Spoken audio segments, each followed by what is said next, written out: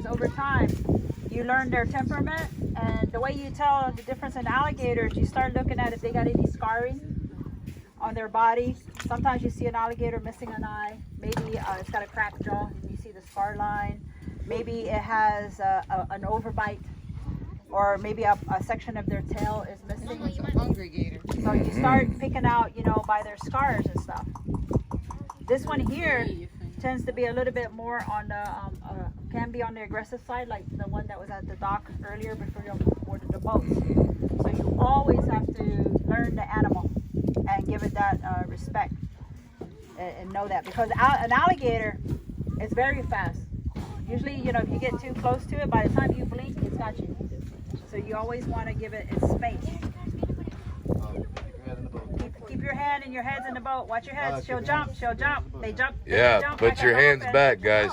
They can jump like 10 feet in the air. Grab that phone right out of your hands, Mama. Might be a couple fingers with the iPhone. She's like, here, let me get a picture of you guys. Oh, look at that one. Oh, yeah.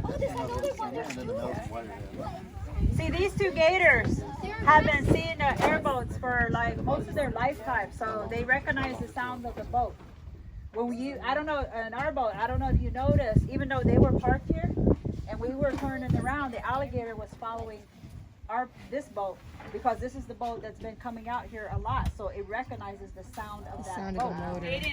And they also start recognizing voices, because we've seen where, you know, I've been driving a boat and I stop and I start talking, the alligator's looking at me like, hey, that's not Fabian, you know. She's like, oh shit, you know. Yeah, something's not right here. So they're just like people, and just like your dog, they get very used to you. But that doesn't mean they're gonna be your friend. You know, you fall in that water, you're free game. Don't want to be like that grizzly guy. That's how you get eaten by a bear. Yeah. Kai, can you go back there? Get in the boat. We can be homies. We just can't be tighter than Garth Brooks' jeans. You know what I mean? Wow, that's a mental What's up? Is it true that the best thing to do with a bear is roll up, is curl into a ball and pretend you're dead? Is it? Depends on your size. Me, I might just make a stand, but you definitely need to roll up into a ball and pretend to be dead. Me, I might just pull a knife. But you'll probably be just as big as me, and I'll teach you how to do that when the day comes. And they seem totally chill with each other, whereas the other two females were giving each other a wide berth earlier. But No, the bigger one is a man. the bigger one over there was a male, and it was and the little one was a female over there, and they were giving each other real wide berth. These guys seem totally chill with each other. They're like right up on each other. They've always been. Well, if you have a male, after we started leaving, the little one was next to the man, to the male. That was her. That was her. Her homie. Gotcha. I love it when Betty says homies.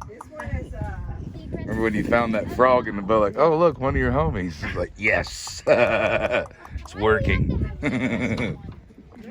We can all be homies. Oh, no, he has an aggressive one too.